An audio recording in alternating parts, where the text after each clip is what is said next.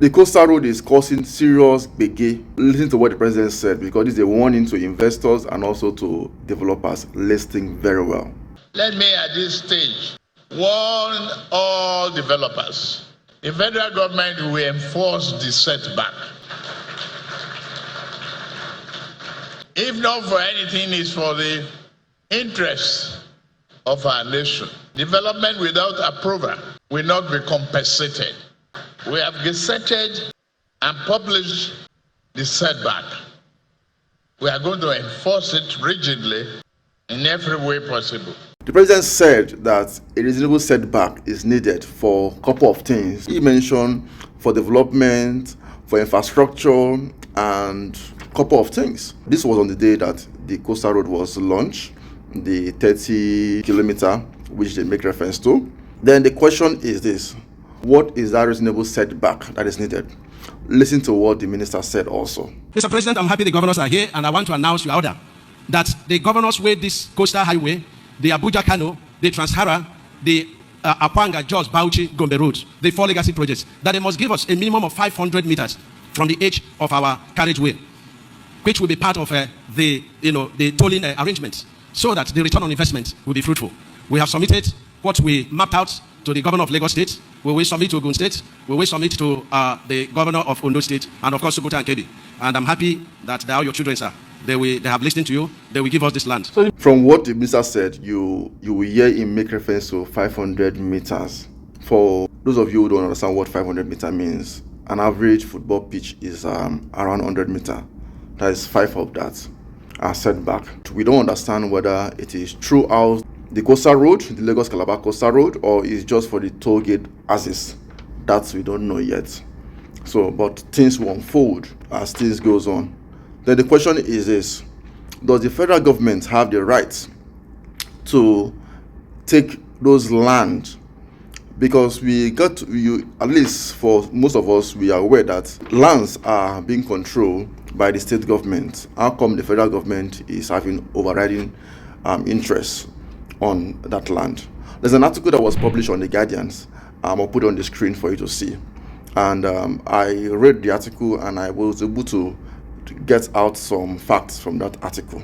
What the article is trying to say is this: when the land is close to a water shore, when the land is close to a coastal line, for a federal project, the federal government can step in. Even if the land have CFO, it can be revoked as far as a proper process is being taken. That is summary of the article, but you can go and read it to get the full gist about that article. The article screenshot is on the screen, so you can actually go and read more. So the fact is this is a federal project, and this is a legacy project for the president, and the president will do everything possible to see how you can make this project come to pass. At least, if not on this first term, but at least on the second term, at least you can use that to also go for the second term.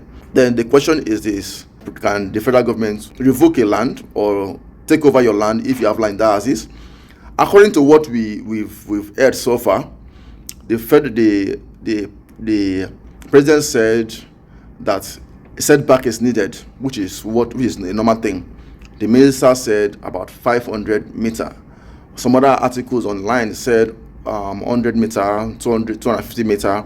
So that we don't know. So those are some things which we've seen so far. And what does this tell you? It tells us that if you're looking at buying property in the coastal road, we need to make sure that we give a space of at least 500 meters. So we don't know whether the 500 meter is 250, or whether it's 500 in both sides, which is 1,000. We are still waiting to get the full gist. But another thing we can consider also is to see how we can avoid it. We can avoid it because this is a federal case. It's not a state case anymore. So you can actually avoid it so that you don't have any challenge when it comes to federal challenge. But if you have the muscle, you can actually go ahead and buy property along the coastal road. But if you must buy property in the coastal road, you try not to look for the one that is directly facing the express. At least, let's give at least 500 meter away. At least that will help. Because from what the president also said, that it's an investment. They will even the minister will also make reference to it too, that they will sell some of this land to, because it's a prime location. They will sell some of this land to people or to developers or to investors who will really develop that as is. So these are some things you have to consider also. From what the president also make reference to, he make reference to illegal highland. The reality is this: there are a couple of highland which are legal and there are some that are not legal. So, like for instance, the Eco Atlantic is legal. There's another legal island around Chevron, Ekate, I think Jakonde, and Chevron as is in Lekki.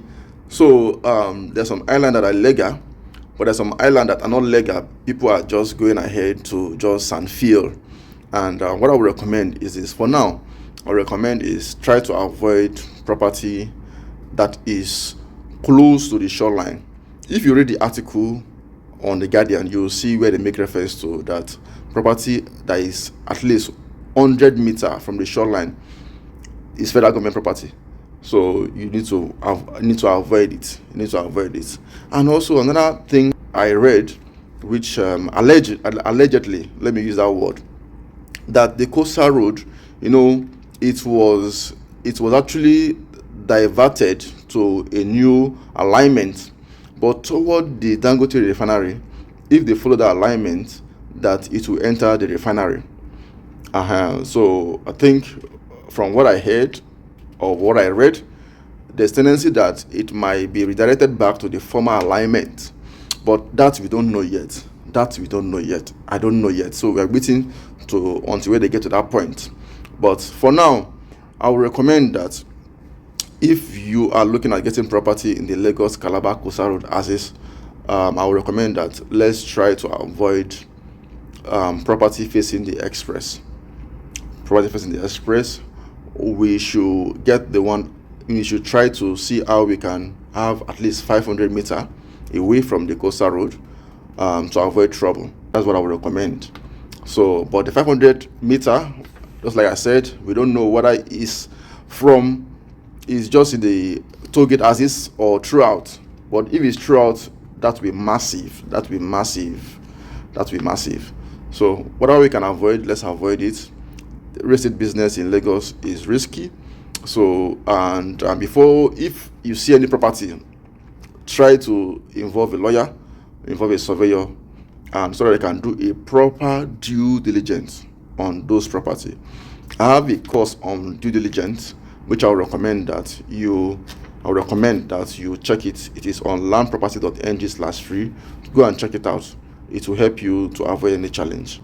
My name is Dennis Song from landproperty.ng. What we do, we help Nigerians in diaspora, we help Nigerians in Nigeria to invest properly in Lagos real estate.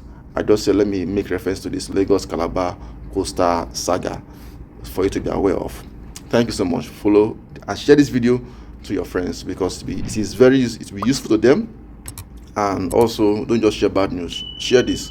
This is very useful, because this will make them not to spend money wrongly and not to fight unnecessary battle that can be avoided. Thank you. Bye for now.